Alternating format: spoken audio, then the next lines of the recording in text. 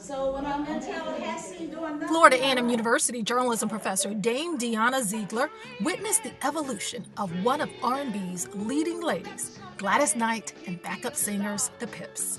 I saw them from the time they came to the Apollo as kids, when Gladys had little low shoes and crinoline slips.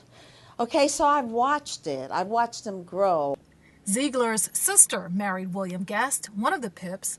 The sisters had moves of their own and also spent time at New York's Apollo Theater winning dance contests. Zeigler met Guest when she was 11. He took me everywhere when I was a little kid. So I was backstage at the Apollo Uptown Theater. I was at the Waldorf. I was, in Detroit at Motown. Decades later, Zeigler started gathering material for a documentary and ended up writing Guest's memoir, Midnight Train from Georgia, A Pip's Journey. Oh, that midnight train to Georgia, leaving on the midnight. Guest wanted to give lessons learned about a rewarding but tough journey.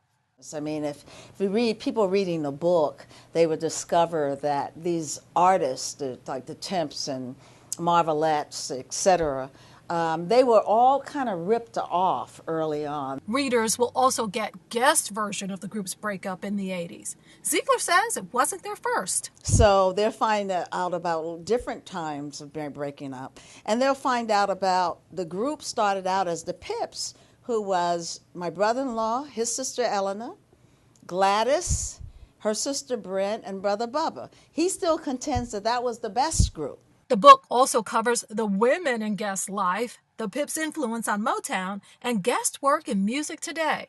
Zeigler learned a lot from the Pips she calls a brother. An accomplished songwriter, Zeigler wrote a #1 hit in 1975, and she ran a production company owned by Guest and another Pip, Edward Patton, for 3 years. It's just something that is part of my life. So telling his story, I'm also telling my story. Today, Zeigler takes lessons learned into the classroom, proud of a memoir that provides an education about soulful trailblazers. In Tallahassee, I'm Kathy Yvette reporting.